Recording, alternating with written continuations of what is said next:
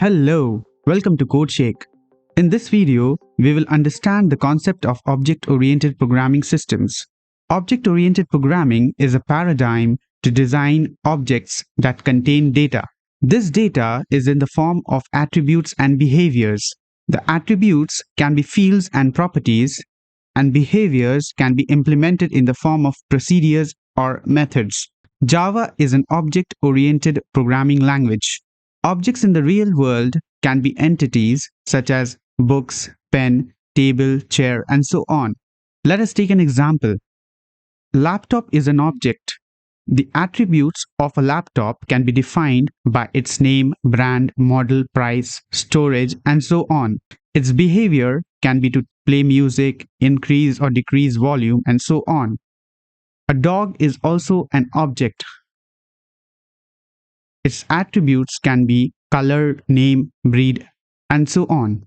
And behaviors can be wagging the tail, barking, eating, and so on. Java implements object-oriented programming systems, or OOPs, by using classes and objects. Now, what exactly is a class? A class is a set of objects which share common attributes and behaviors. It is a blueprint or prototype from which objects can be created.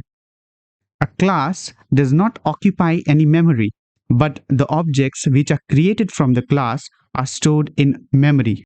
Once a class is defined or declared with its properties and methods, objects can be created from it. The class may contain variables of different data types and may also contain methods. Properties represent the attributes, and methods represent the behaviors of the class. So, this wrapping of data and methods into a single unit called class is called encapsulation in Java. A method in Java is a collection of statements that perform some specific task and return the result to the caller. Let us understand with an example. We create a class called laptop with the following attributes.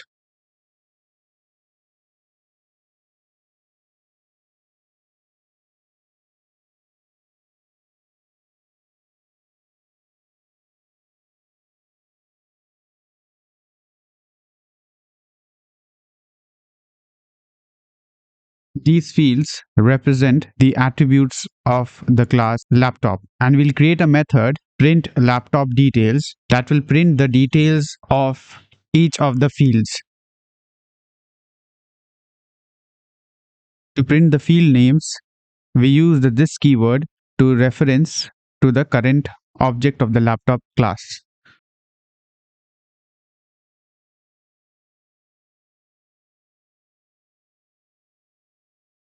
Note, while naming the variables and methods, we use the camel case as a convention. When using a camel case, we start by making the first word lowercase, then we capitalize the first letter of each word that follows without using spaces.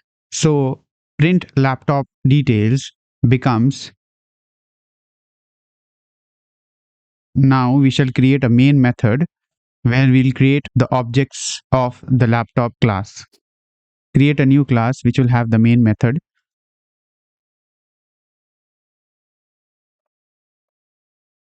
Check this box. Now in this main method, we'll create an object of the laptop class. So it goes like, we write the name of the class, the variable name. So the data type of this laptop one is object type, and this new keyword will create a new object of the laptop class. Once the object has been created, now we need to set and get the values of the attributes. We can access the variable and methods using the dot operator. The dot operator is used frequently to access a field or to call a method on an object. So let's start by setting the values.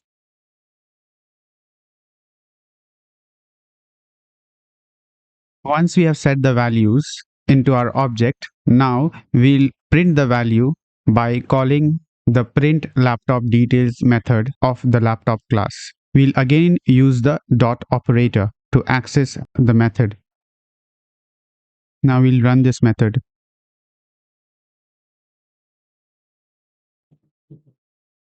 We can see here the details of a laptop have been printed.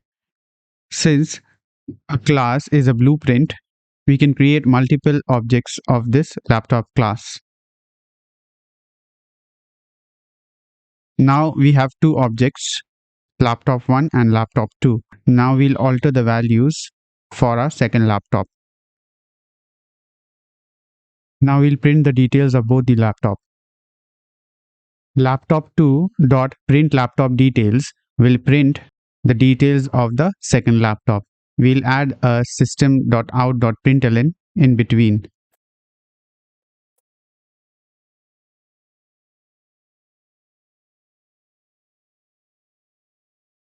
Now you can see here the details of both our laptops have been printed. If you have liked this video, please subscribe to my channel and stay tuned for more such videos. Thank you.